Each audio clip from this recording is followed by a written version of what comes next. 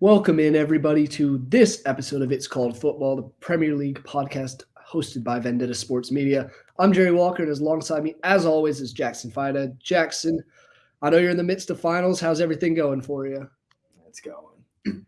Pretty tired, but it's what it is. We're powering through. One more week. One more week. You're almost there, then you can enjoy the Christmas holidays and Mhm. all the Premier League action that comes with that, because it's going to be a hectic couple weeks for sure, as it always is. December is always a fun time to be alive. Oh, yeah, and it's already been off to a great start. We had a double match week this past week. Games, obviously, Saturday, Sunday, past weekend, and then Tuesday, Wednesday, Thursday. So it's been a very eventful and very exciting week of Premier League action. I'm going to get us started with probably one of the closer, more exciting games, Man City Tottenham. Little controversy at the end, but wow, Man City 3, Tottenham 3. It was a 90th minute equalizer by Kulievski to get Tottenham the points. Were you surprised that they played him as closely as they did? I was, honestly. I thought City was going to take it. And if you told me before the game that City would score 3 goals, I would have figured there's no way. Yeah. There's no way that Tottenham would score 3. But I mean, they were getting dominated, but they finished their chances. Yep. That last header was actually one of the best headers I think I've seen in a long time. The way he jumped over, who was it, Ake, headed up the other side of the crossbar. Like, the finish was spectacular. So, I mean, I just didn't think it would happen. And when you look at the stats, like City had 17 shots, Tottenham only had 8, but they both had the same amount of shots on target. So even though the game felt pretty heavy-handed towards City, Tottenham actually did all right. So they did far better than I thought they would do, than I think most people thought they would do. Scoring 3 goals, Yeah. the Etihad that's something you got to be happy with. And realistically, Tottenham scored a 4th goal because Son had 2 goals in a 3-minute stretch, one for him and one own goal. Yeah, that's true. You look at it at the end of the day, that own goal doesn't happen. Tottenham, technically, obviously, stuff would have changed throughout the match, but Tottenham wins this 3-2. Mm-hmm. Yeah. Which would have been quite a remarkable thing to see Man City lose like that at home. And I think we have to discuss briefly the chaos that happened at the end of the match. Because definitely a little controversial, but who was it? Was it Jack Grealish that was through on goal after the advantage was played, and then the whistle and all the memes of Haaland now getting absolutely livid. Which, I mean, fair enough. Like, as a player myself, I would actually rip the ref's head off, because that's crazy, man. Because as soon as you blow the whistle, it's done. Like, in any play, if you blow the whistle, it's done. I just don't understand why you wouldn't let that play out for just one more second. Yeah. One more second. I mean, obviously, he still had to beat the goalkeeper, which had been done, but you never know. That could have been a 93rd minute winner for Man City and a huge 3 points, especially with one of the matches we'll talk about later of Man City's midweek one. But the thing with the ref, though, is you don't want to dictate the game. And right there, because of that call he made, he directly impacted the game and didn't let the play happen. Because in a situation like that, they should be allowed to play on and keep going. So the ref, the mistake was bad. That's about as bad as a mistake as you can make. Definitely seemed a little premature, and who knows, Grealish might have put it away for a second of the match, might not have. Don't know if you don't give him the opportunity, and I do think it was kind of a mistake and an error by the referee, which we're seeing more and more of that in the Premier League, and it's just kind of frustrating. Bad. Yeah. But ultimately, City end up getting the 1 point. Tottenham get 1 point, but big one for City this week was going to Aston Villa. You and I spoke about this on last week's episode, saying how big of a match this was more for Villa. Can they actually prove if they're legit or not? Boxes are checked. Aston Villa is legit. Aston Villa is a top 4 team at the moment. Yeah, no, they're so good because they didn't just win the game; they ran them off the pitch. Yep. They ran them off. I've never seen a team do that under Pep Guardiola like this, like what we just saw in the Premier League. When you look at stats. I mean, holy crap, 22 shots, 7 on target. City had 2 Yeah. total shots. And I think they both came on one play, basically. Yep. Yeah, they're both Erling Haaland. It was crazy. It Mhm. was one of those matches that I think we both picked Man City to win, but we said Villa might at best get a draw. Yeah. It was everything went their way. Even Leon Bailey's goal took a big of a deflection, flew over Ederson, and nothing he could do about it. But the Villa crowd was superb. It really is a fortress. Oh, Villa yeah. is probably the toughest place to play at the moment. This is just another one that you got to throw light on Unai Emery. There was obviously his time at Arsenal didn't go as well as everyone would hope, but now what he's doing at Villa has been superb, and he's probably the biggest key to why they're thriving at the moment. Yeah, and going back to the whole Arsenal thing, I think it's harsh just to blame that whole situation on him at the time because I feel like it was a problem with the higher ups and just the overall structure, the plan with the club. I think all that changed after he left. So I think he was put in this weird kind of unfortunate situation where he's in between the Wenger time and what we have now. He kind of got screwed over and all that. So I do feel for him there because I do think he's genuinely a good manager. And when he's able to do what he wants to do and what he can do, this is what happens. What Villa's doing right now is crazy. They are so good. Yeah. At home, even on the road, they're pretty good, but at home, unbeatable. Yeah. And there's a certain excitement around them right now where, I mean, would you want to play? That's probably the last place you'd want to play in the Premier League right now. Yep. Honestly, out of all the arenas, that's the last place. That's what, 14 wins in a row? And they didn't just win this last game. They dominated the best team in the world. And I mean, it goes back to this unbeaten streak at home. I think it's up to 18 or 19 now because they had all those matches last season or the end of last season, which crazy to think about. But even this year, looking at it, 7 matches at home, 21 points taken from it. The only other team who has that many points taken from that many matches is Liverpool, who is also perfect at home. But yeah, you expect Liverpool to be. Aston Villa, you don't expect to be this world beater. We thought that, I'd say, at least I thought, they would be a top 6 team, maybe fighting for Europa. Now it looks like they're inserting themselves into this Champions League race, if not the title race. They're 4 points back of Arsenal, which we'll talk on their upcoming match this weekend because that's going to be one hell of a game. Yeah. But on the other side, Man City, I do want to talk about this. Is it time to panic for them a little bit? No. Obviously, the news out today was Kevin De Bruyne is back at practice. I'm with you. You're shaking your head. You don't think it? No, especially with De Bruyne coming back. No, because as soon as he's back, everything changes. Yep. I mean, it's just in a game like this against Villa where you can't create anything. If you have a guy like Erling Haaland, not Erling Haaland. If you have a guy like Kevin De Bruyne who can feed Erling Haaland just out of nowhere, he can just create something. The game changes, even if you're getting outplayed, because he has that ability to create something out of nothing. Whether that's running all the way from his own half and shooting with his weak foot and scoring from 30 yards out, or playing a perfect ball into some player, usually Erling Haaland, for them to finish. He just has that certain quality about him that makes them an entirely different team. Mm-hmm. So I definitely not time to panic right now because you're only 6 points off the title. Yeah, exactly. Still so much football to be played, and you're getting your best player back. Not only that, you're also missing Rodri in the game. So, yeah, I mean, when you're missing those guys, it's a little different dynamic. You're going to get them back. And even if you don't get him back, they're going to figure it out. It's Pep Guardiola. He is, in my opinion, the best manager in history in terms of his tactical awareness, his ability to manage. You're going to be fine. Yeah, I'm with you. I think it's nothing really to worry about because sure, they've gone winless in their last 4 in the Premier League, but it's not like they're losing outside of that Villa match. No. Drew at Tottenham should have won that. Chelsea, Man City was a crazy 4-all draw, and then Liverpool, you're happy taking a point against Liverpool the way they've been playing this season. So yeah.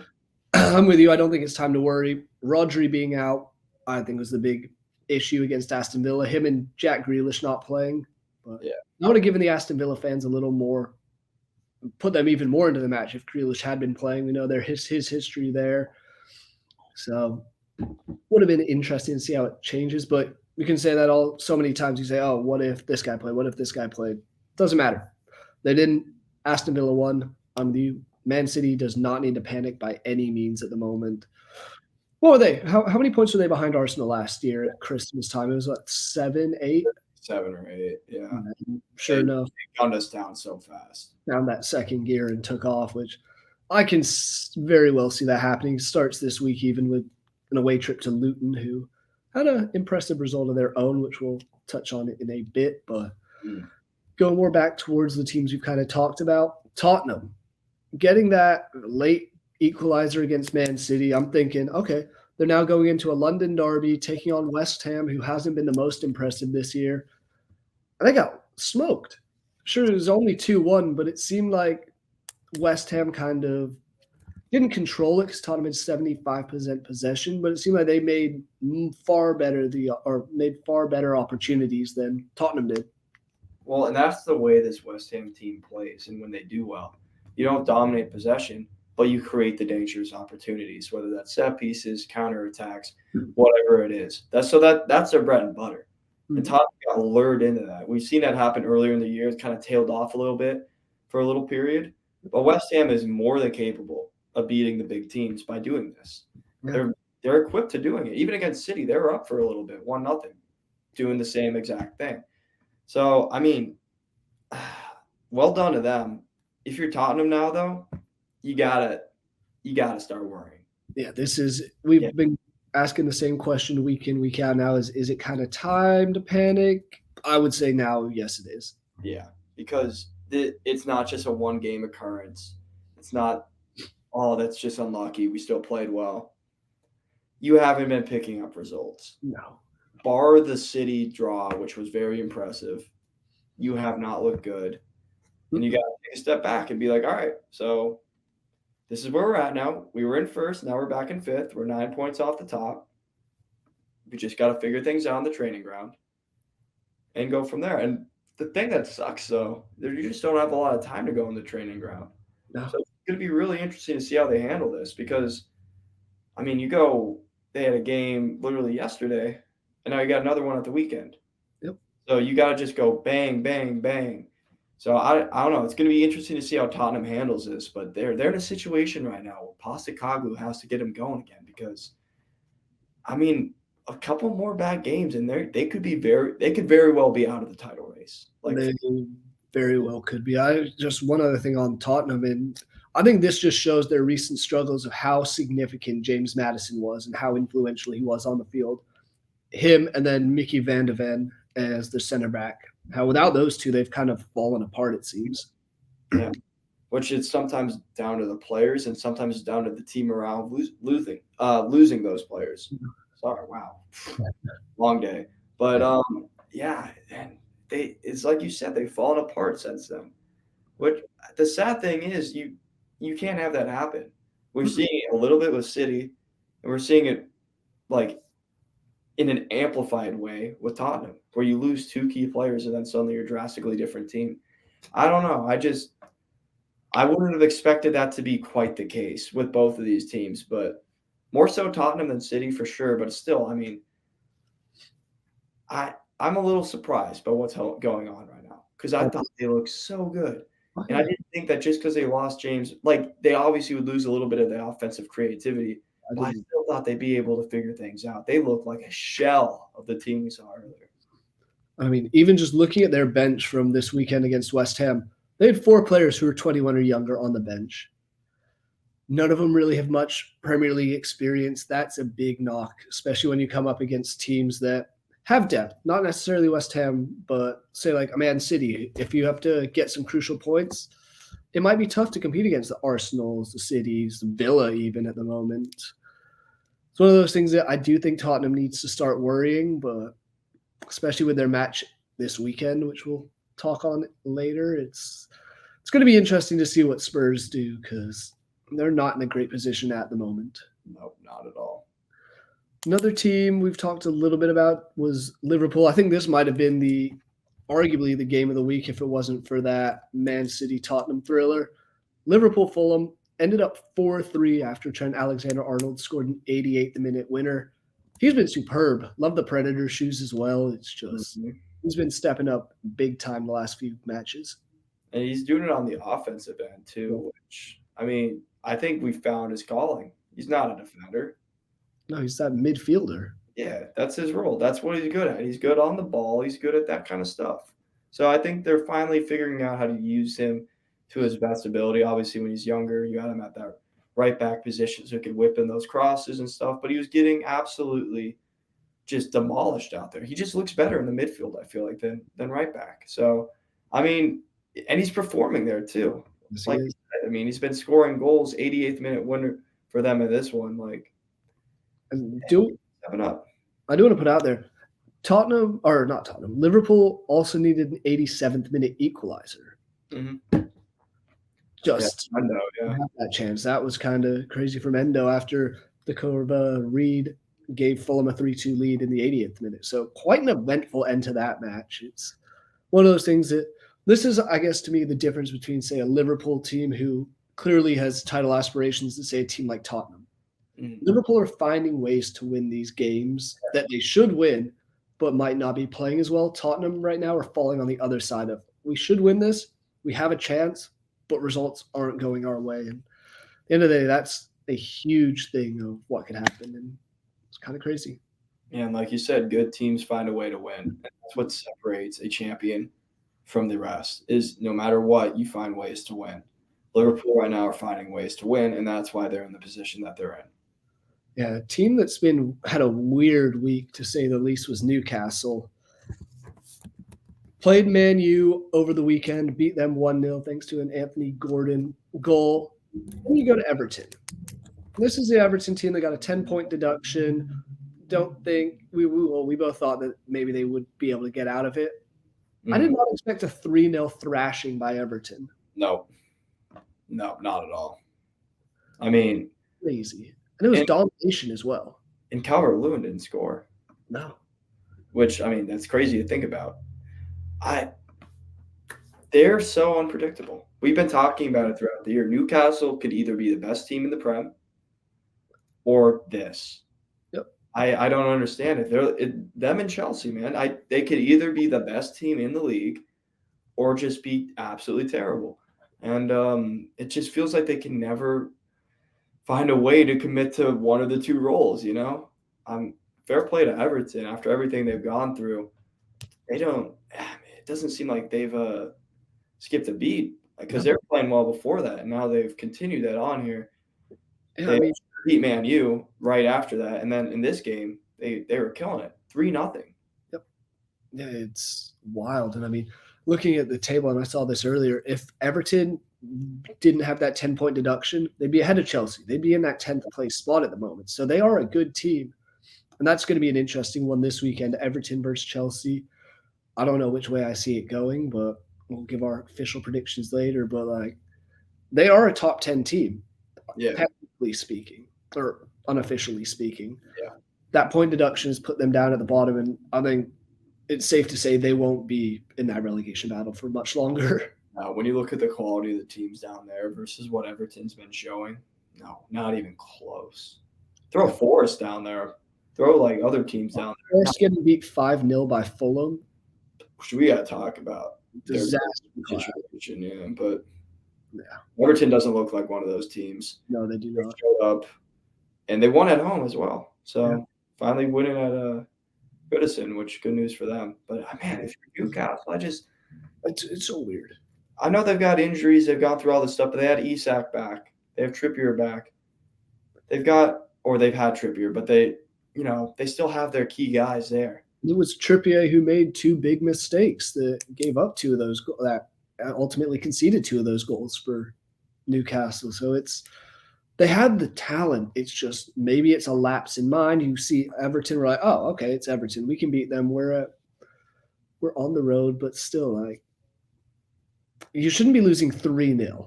No, it should be like a little 3-2 maybe, but 3-0 is drubbing. Yeah, that's a thrashing.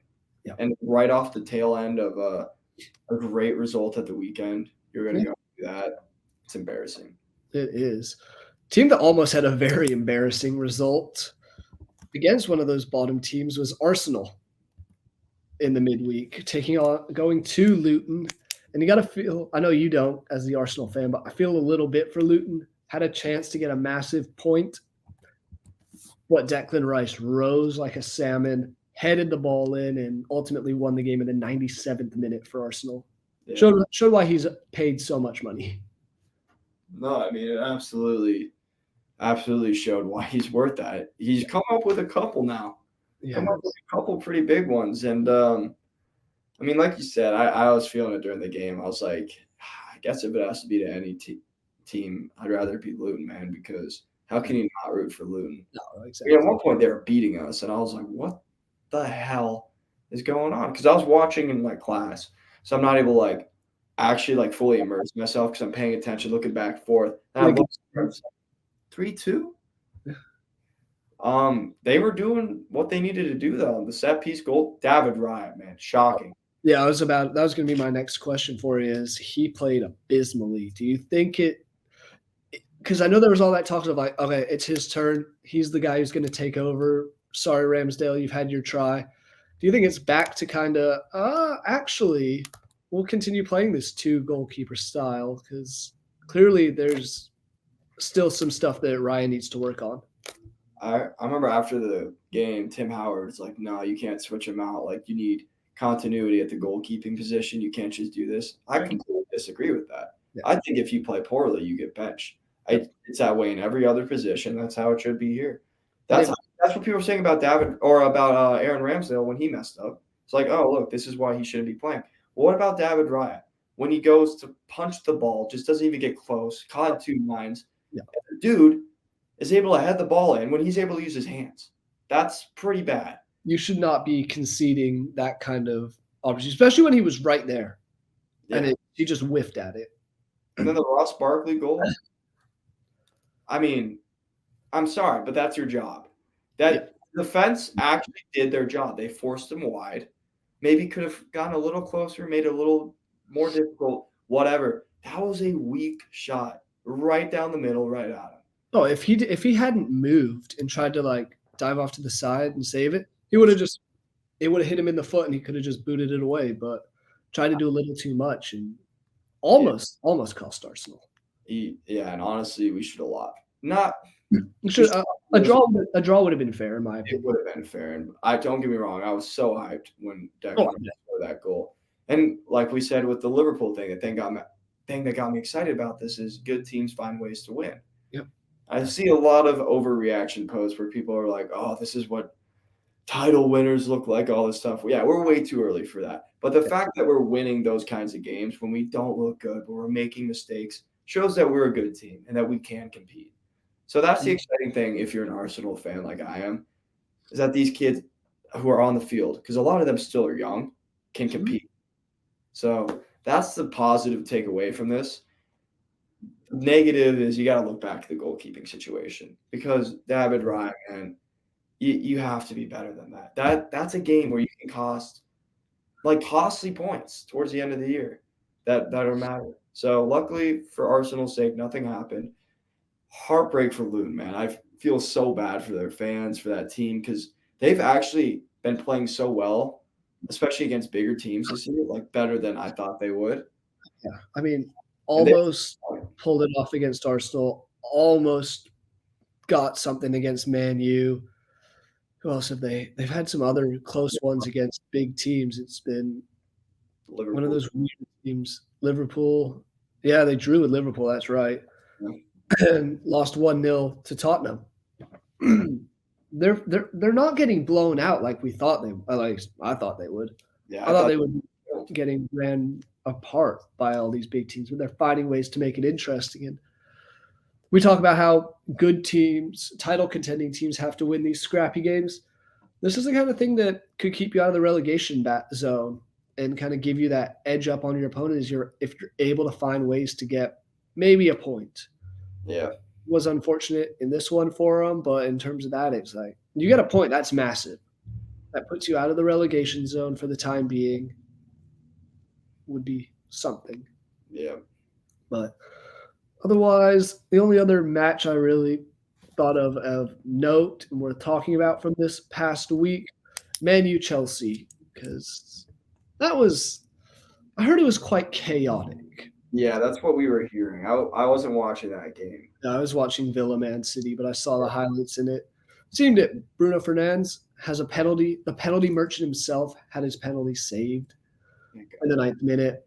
And of course, it's Scott McTominay. And we've said it before. Every 3 or 4 weeks, McTominay decides he's the best player in the world. Yeah. This time it was this one. Scored in the 19th minute. Cole Palmer equalized right before halftime, and then McTominay again in the 69th minute. So, yeah, I don't understand it. He's a player.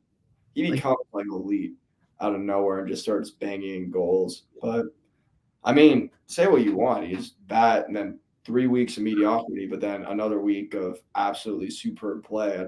Oh yeah, it's a trade-off. Yep. I mean, to think he wasn't even playing to start the season. He got 3 minutes, 5 minutes, benched a couple times. It was not pretty for him, but he's continued finding ways to get stuff done. And I think that's a big part for this Man United team. They have a 0 goal difference. They've conceded the same amount of goals as they've conceded, yet they are 3 points behind Man City for that 4th Champions League spot, only 9 points behind Arsenal for the top of the table. Mm-hmm. They're finding ways to do it. And I guess in part that's why Eric Ten Hag was named Manager of the Month and Harry Maguire was named Player of the Month, which, okay. Hey, dude, redemption arc. Honestly, go on Maguire, man. I've got nothing but sympathy for the guy. I'm with you. Obviously, I don't like him because of the team he plays for now, but I want him to be good. I want him to succeed. Yeah, he's gone through so much, man. Like, I've never seen a professional soccer player go through this amount of abuse that he has received. Like, it's crazy the amount of compilations you can find online of him messing up. And I can only imagine how wild his DMs are. So happy for the guy. Also, going back to the Scott McTominay thing, he's their leading scorer. 5 goals. Is he really? Yeah. Crazy. Bruno Fernandes second with 3. Jeez. They don't have anyone lined it up, but no, it's nothing too crazy. But I mean, Maguire, I think he could potentially be the difference maker for England to come to Euros next summer in that back line, because for some reason, whether you like him or hate him, it seems like Gareth Southgate continues to stick by him. Mm-hmm. And that can be a huge difference. If he has confidence going into that Euros, that England defense could be dangerous. Yeah. I mean, I don't know if I necessarily agree with it, but Southgate sticks with his guys. And, I mean, there is something to be said about that. You keep the confidence going. You keep morale going. You have the same group of guys. You know, you pick someone out because they're going through a rough patch. Saw it with Calvin Phillips. Seen it with Maguire. There might be something to be said for that. Yeah, and that's a guy who might be off in January. Looks ever more likely as Calvin Phillips. I think his time at Man City hasn't gone the way he had hoped, to say the least. I feel like he kind of knew to a degree. Yeah, but he thought he had more of a chance. You're not going to replace De Bruyne or Rodri with Calvin Phillips necessarily. I thought with the injuries and everything going on, he would have had more of a chance to play at times, but it's one of those things. I got a soft spot for him as the Yorkshire Hurlow, but understandable. We'll see where he ends up next. I know Newcastle's interested, Juventus, Liverpool have expressed interest. It's going to be something interesting to see because he's another one of Southgate's guys that he loves playing. Yeah. Whether you like him or not. But other results kind of just sporadic from this weekend. You did mention Fulham 5, Forest 0. I was surprised by that. Yeah. I did not expect Fulham to come out and just put up that many goals. No. And this is my USMNT junkie in me speaking here, but should Matt Turner return back to the lineup? Honestly, I mean, how do you say his name? Vlachodimos? Yeah, Vlachodimos has conceded 12 goals in I think 5 games or some crazy thing. His save percentage isn't very good. Turner's was better. Don't get me wrong. Turner wasn't exactly earning his spot, but is this better? I don't think so. I don't know. I just people were calling for Turner's head on a platter, but now it's like I feel like you guys just got worse. I don't think he's very good. Oh yeah, and talk about an overreaction. The first match he started was was against Aston Villa, and they won 2-0. So he got a shutout clean sheet in his first match. Since then, 3-2 at West Ham, 3-2 again home to Brighton, 1-0 home to Everton, and 5-0 to Fulham. Yeah. Which don't get me wrong, it's not all his fault. Like No, the it's not at all. defense first, everything. Like it's you don't want to blame it on the keeper, especially because a lot of the goals in the 5-0 game apparently were unsavable. I'm not gonna lie, I haven't watched it, Yeah, but apparently most of them were like, they were a lot of very good shots. So. yeah. So it's hard to blame it on him, but at the same time, it's you gotta look at it and be like, especially if you're a certain Steve Cooper is about to lose his job. Hey, he's on the hot seat. Are you gonna stick with him? Or are you going to try to go back to Matt Turner and save your job? I don't know. It'll be interesting to see what they do. I'm very curious about that. That's like one of the key things I want to see with these next few games. Like I'm really excited for that for whatever reason. But I don't know. They're in an interesting situation right now. And I'm not thinking that their summer spending spree has actually really benefited them. I don't either. I think it's actually hurt them. But I don't know, man. I don't know if Steve Cooper has a lot of time left. No, I mean he's getting more time than Paul Heckingbottom did. Yeah, well, we bet that, didn't we? We said Paul Heckingbottom. We got that right. Yeah, we weren't actually betting that. I wish I had bet on that. I'm not betting, but we're saying that's going to happen. On our Premier League roundtable preview, both of us we're the only two who said Heckingbottom was going to be the first to get the sack. Yeah, no, I was like, I felt confident with that one. Oh yeah, I mean, losing 5-0 to Burnley. Yeah. And then Chris Wilder takes over his return to Sheffield and lose 2-0 to Liverpool.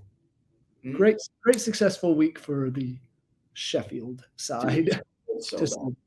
They really are. They're the team in Premier League this year. Yeah, they have been. I think they are. I mean, it was between them and Burnley kind of smacked him about. Yeah, so I mean, they're definitely bottom right now. Yeah, and that's another team that's had moments. Burnley losing 1-0 to Wolves hurt because that could have been one that you get 3 points there, you're out of the relegation zone.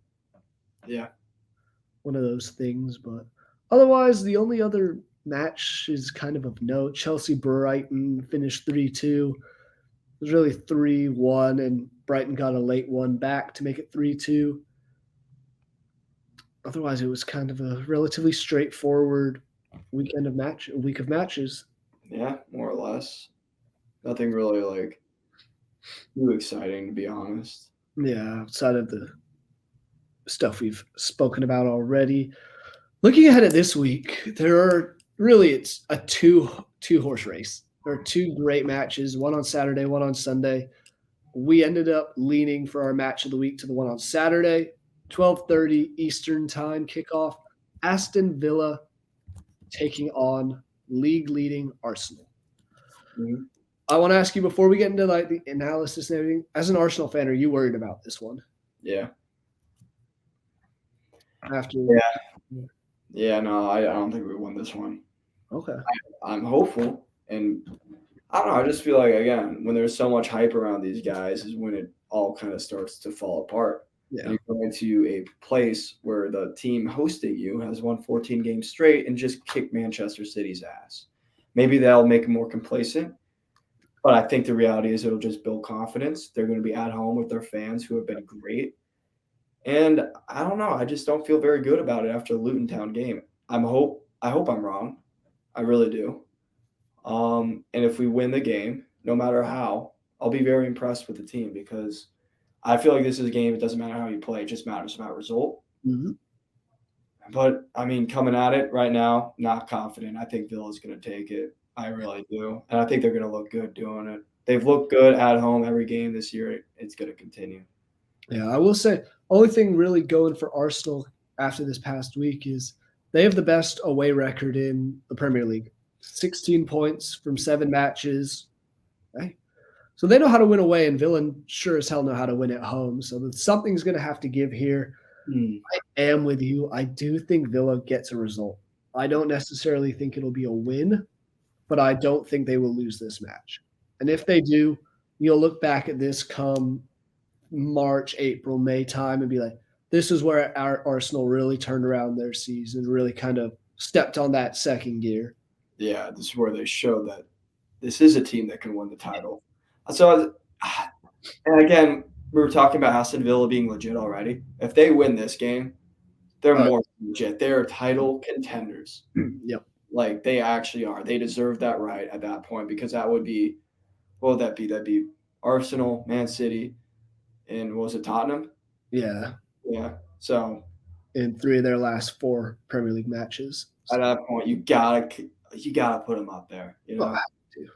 So, I mean, looking at their other results, really the only significant loss they had against any big team was Liverpool. They lost 3-0 away. So they still have Liverpool to come there. Also got thrashed by Newcastle on the opening day, but it's opening day. We don't really take too much from that. But they're a good team. I really, really am kind of pulling for Aston Villa to put some Leicester-esque run together. It'd be just a nice change of pace in this era where it's really just been Man City dominating with Arsenal and Liverpool nipping at their heels.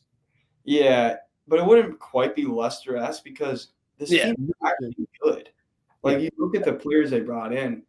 I mean, Diaby, you have Leon Bailey, who's been having a really good year. Superb.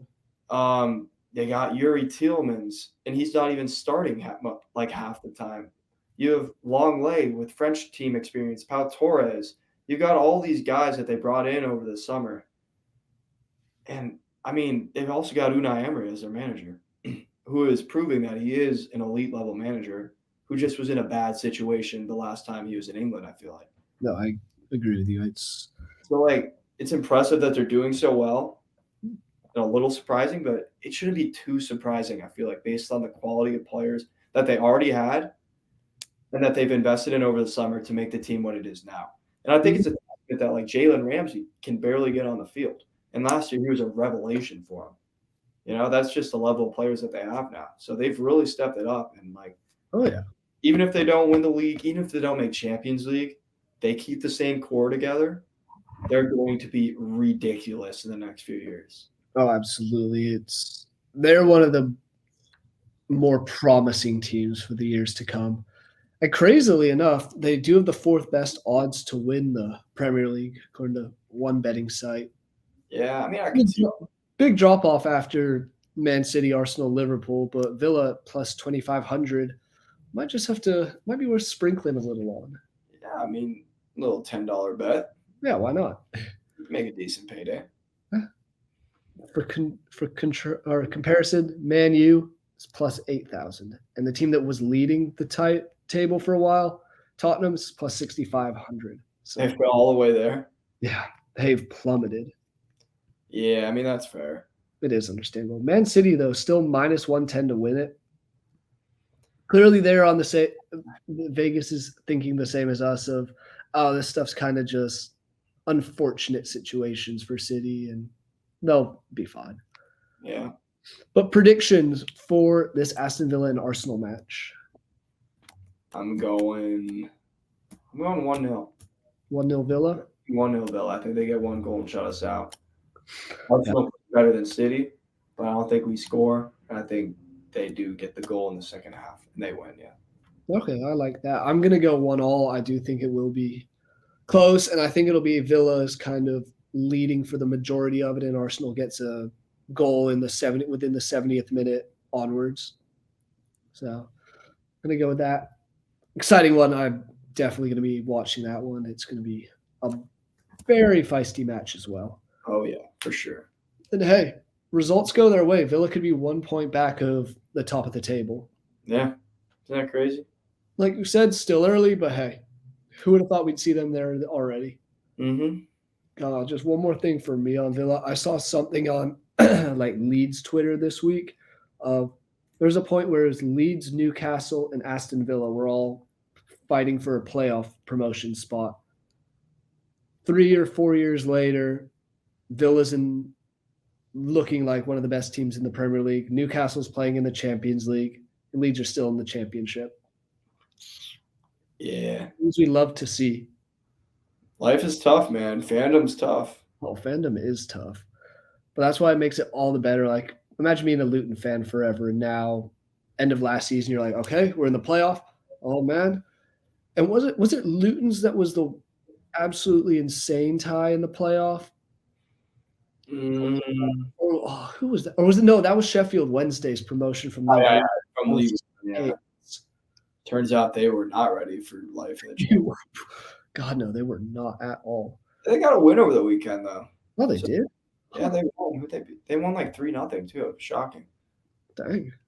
Oh yeah, beat Blackburn 3-1.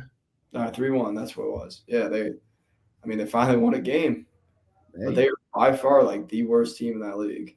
Yeah, it's them 3 points ahead of them is Rotherham, and QPR's 3 points ahead of Rotherham. Yeah. Dumpster fire. But oh well. Other match this weekend that really, the only other one that really stands out to me, Tottenham and Newcastle, solely because both come off a bad loss in the midweek. What do you think's the difference here? Do you think Tottenham gets back to winning ways, or do you think Newcastle kind of – way Newcastle's been going lately, it's a win, a draw or loss, a win, draw or loss. Yeah, so based on that logic, they'd win. And with the – I don't know, the unpredictable nature of Newcastle, I just feel like they'll play well in this game. I haven't been impressed with Tottenham recently.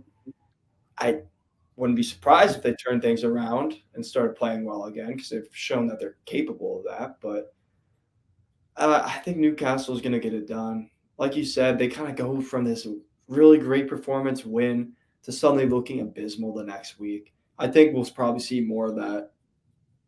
And, yeah, I think they'll get the win on the road.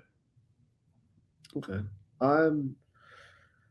I think Tottenham get it done this time. I do think it's going to be one of those close, and I think this might not live up to the hype to an extent of, yeah, it's 5 or 7, lot on the line because they're all right in that mix of a Champions League spot. But for some reason, I think this is going to be one of those dire, like, 1-0 matches where neither team really creates much. It's going to be some scrappy goal that Son finds the end of, or even, say, to make it even more well-rounded, Richarlison will find a way to poke the ball home in one of these chaotic, weird matches that's just, unless you're a fan of those teams, you're not really enjoying. So, which isn't it funny, by the way, just off topic, how bad Charlison's been for Tottenham?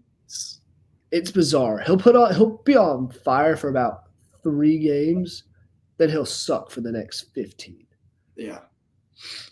He's got one this season. Yeah. Sure, he's been injured recently, but 3 minutes against Man City, 23 against West Ham. Hasn't scored. His only goal came back in September. Was that against Sheffield United? It was. Yeah. Yeah, he had a goal and an assist at the end of that crazy Sheffield United match. So one good game. Yeah. Yes. It's not exactly like he's scoring for Brazil either at the moment. It's talk about a guy who hasn't lived up to expectations at all. Yeah, that's what happens when you move to a bigger team. Sometimes you lose it, and you have so much expectation on you just can't perform. I'm completely blanking. Where did he move from? Everton. That's right. Yeah. Yeah. I don't know why I couldn't think of it for a second there, but oh well. So your prediction 1-0 or 1-0 was it for Newcastle? I'm going 2-1. 2-1 for Newcastle. I'm going 1-0 Tottenham.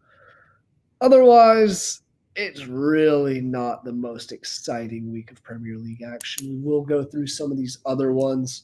This past week, I'll say this first. There will be something will shock us. There will be some sort of surprise somehow, some way. I'm looking at Bournemouth beating Man U. I think that'll be the big shock of the weekend, but who knows? Bournemouth drew with Aston Villa last weekend. Then Villa go and beat Man City. So what I'm hearing is Bournemouth would beat Man City.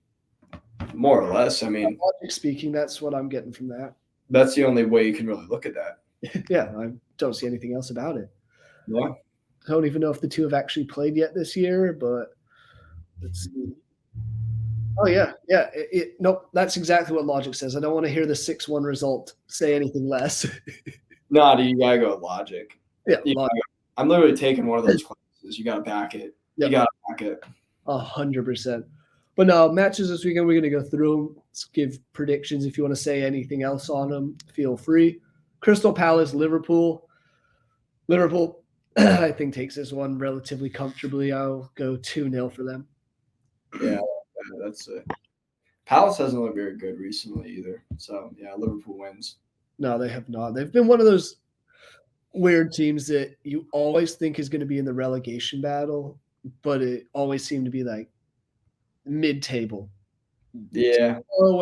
Far enough away from the relegation zone to have any real worry about them there, but nowhere near good enough to be in the top 10. It's them Wolves, and honestly, I know Everton's had a rough past couple of years, but Everton, Palace, Wolves, and Fulham, those four virtually always solidify that 11 to 15 spots.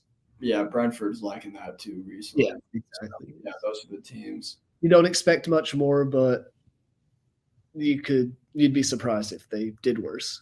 Yeah. So as them on Saturday, Brighton, Burnley. We've talked about how Burnley's just terrible. I'm gonna go Brighton. I think it'll be. I'm gonna go 3-1. All right. No, I mean Brighton's gonna win the game. There's no way they don't. With how bad Burnley has been, Yeah. there's no way. I think they win. I'm going 2-0. I don't think Burnley scores. Okay. And plus, I think Koleosho's injured, and he's the only player that excites when he plays in terms of attacking wise. Oh yeah, yep. He's a knee injury that he picked up recently. So yeah, so I think there's just no chance that they. I still forgot that they have Ansu Fati. Right. But, yeah. Yeah. Brighton have a lot of injuries as well at the moment. Yeah. Who's out? Danny Welbeck, Solly Marsh, Lewis Dunk suspended for this one after a straight red card. That was funny. Yeah. I haven't seen that happen so long. No, tell us what happened. I mean, just the verbal abuse to a ref. You just never see anyone get a double yellow for that. Get the red for that. The game's not gone, boys. The game is not gone. Lewis Dunk, bringing it back. Yeah. And I'm amazed. I mean, seeing what he did to get his red card, I'm amazed. Holland, I know he was shown a yellow, but I feel like players can't they should be. I feel like they get away with more. Oh, 100%. I don't know. But there's no way you give Holland a red for arguing. No, it's goes back to I'm just saying this out there, the financial fair play stuff. It's as what Everton fans have been protesting. One rule for the 6 and a rule for the rest. Yeah. Yeah. Unfortunately, it's just not how sports works anymore. No. But I'm looking at just money. Yep. All box. I mean, look at the CAA right now. But paying, he's saying, just everything.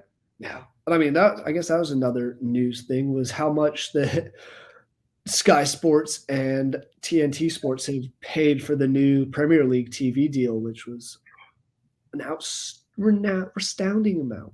Dude, there's too much money in it now. $8.26 billion. Yeah. Crazy to watch.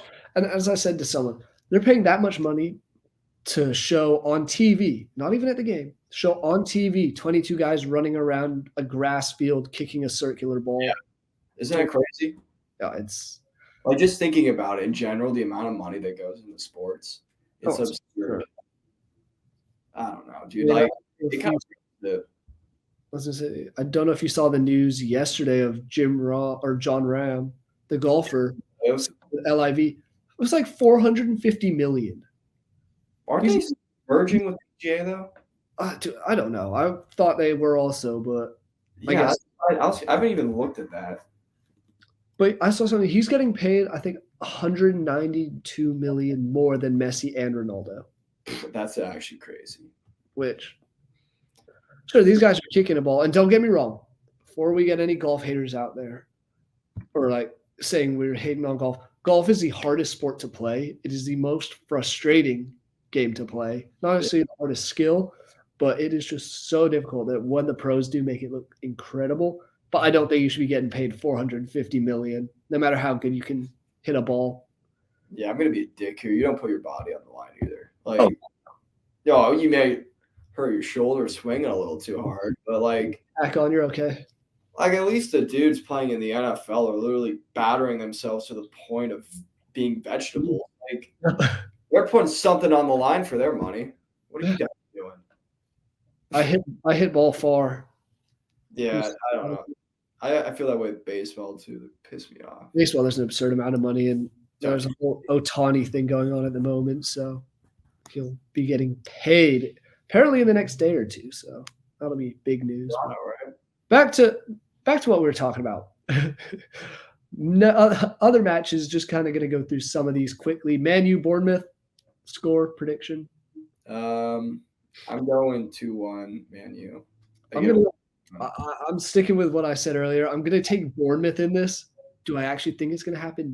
Not really. But this is kind of one of those ones that I could see Man U slip up.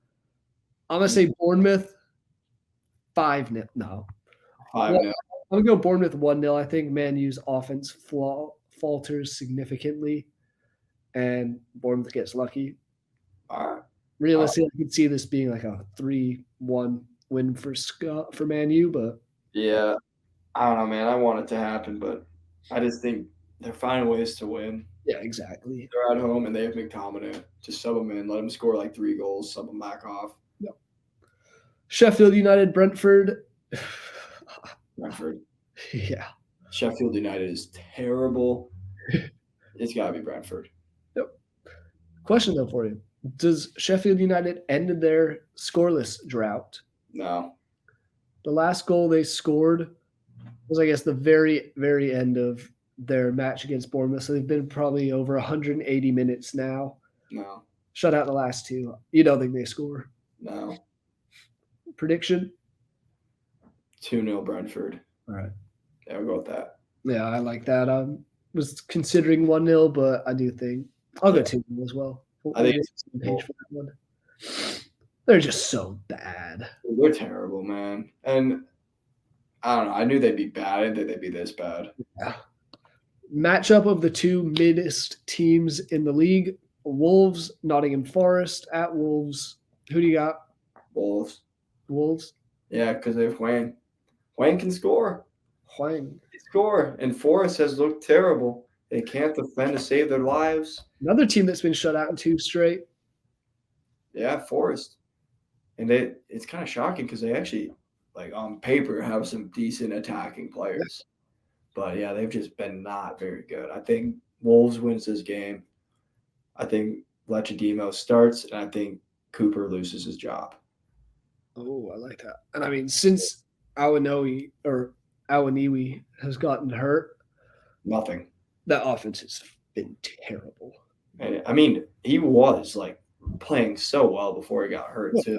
I didn't think he was that big, like as big. I thought he's more a product of the system. I didn't think he was the system. He is Jack, you know. No, I'm looking back at his match kind of report.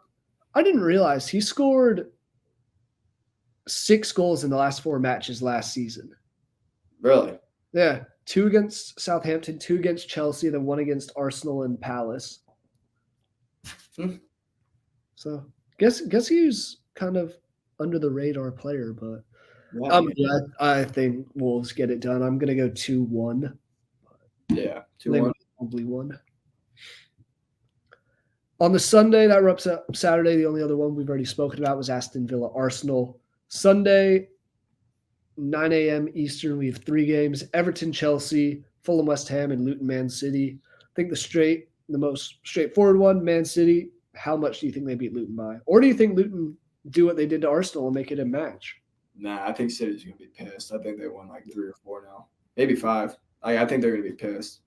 I'm with you. De Bruyne is back at training. Rodri will be back for this. I think they win 4-5-0 as well. Yeah, they smack them. Fulham, West Ham.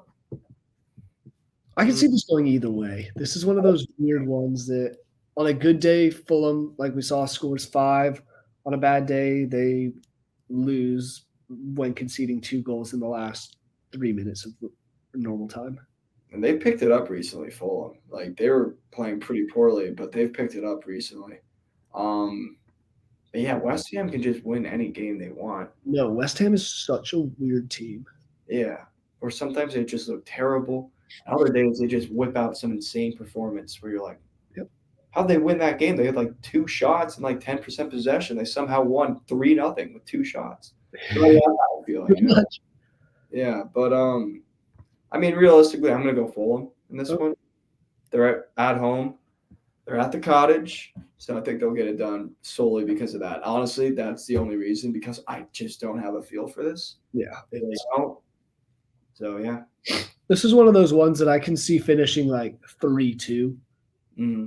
I am gonna lean towards West Ham just because I'd say they had the bigger or more significant of the 2 wins this past weekend. They also haven't lost in over a month, so home or away, I'm taking them. But it's going to be an interesting one because their only away match in the last month for Premier League beat Burnley and then beat Tottenham. Yeah. I think those are the great assault, however you feel, but I am going to take West Ham. And then last match of the weekend, because we already spoke about Tottenham and Newcastle, Everton-Chelsea. I'm leaning Everton, honestly. Yeah, I am too. I was going to say the same thing. The way Chelsea's been playing recently has just been so disappointing at times. Yeah. Like sometimes they are actually good. That 3-2 win against Brighton was good. 4-4 draw, 4-1 win over Tottenham, but I don't know. For some reason, this is Everton locking down Goodison Park. I'm honestly thinking like 3-1 or 3-0. All right. I mean, I think they'll win. I think they'll win like 1 or 2. Okay. But they've got something to play for now. They're showing it. You know, like the whole fan base has gotten behind them. Yeah. So I think they're going to carry that over into this game. Yeah. I mean, 3-0 over Newcastle. If that doesn't build confidence, I don't know what does. No, absolutely. Yeah.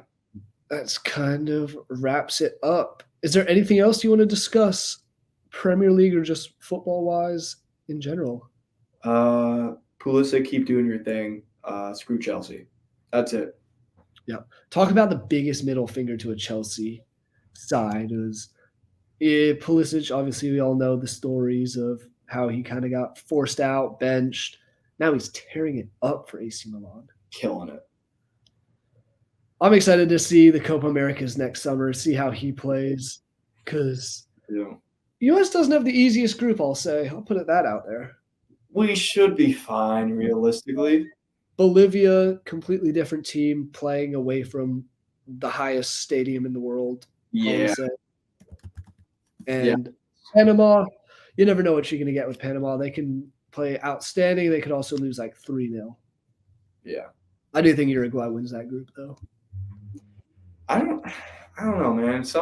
Darwin Nunez is built different now.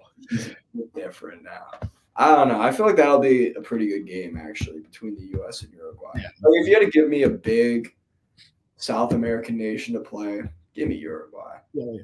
I don't mind that at all. So I'm excited for that. It'll be fun. Top 2 teams get out. I feel confident that we'll at least be ahead of Panama and Bolivia. I was going to say, talk about the potential quarterfinal matchup. If the U.S. finishes second, I'm pretty sure they play Brazil in the quarterfinal.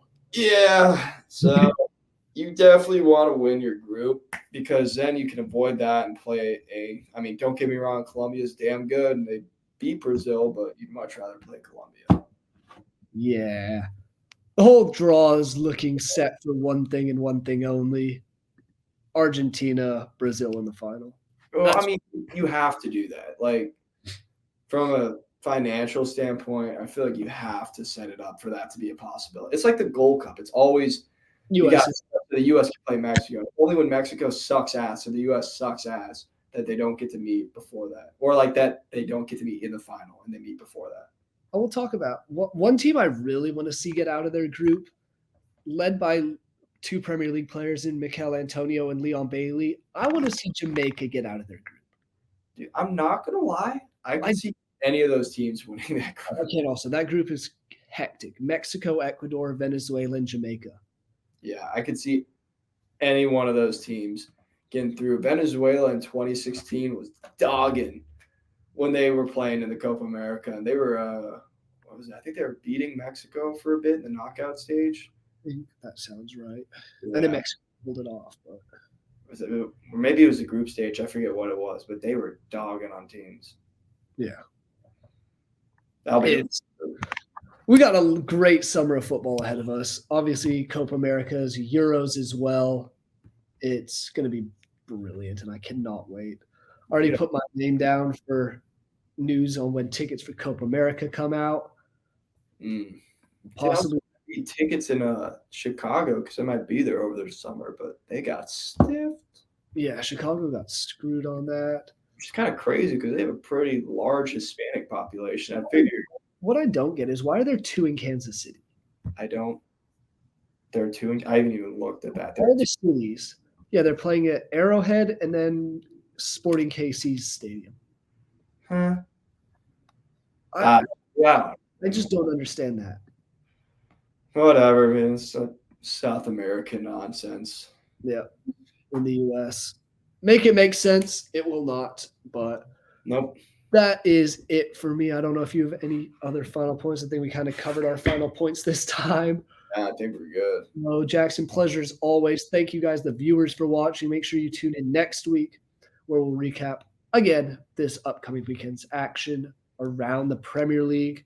Make sure you click that subscribe button so you don't miss any of the Vendetta Sports Media podcasts or any other video stuff, because we have more podcasts across more sports coming to you soon. So look forward to that. See you guys next week.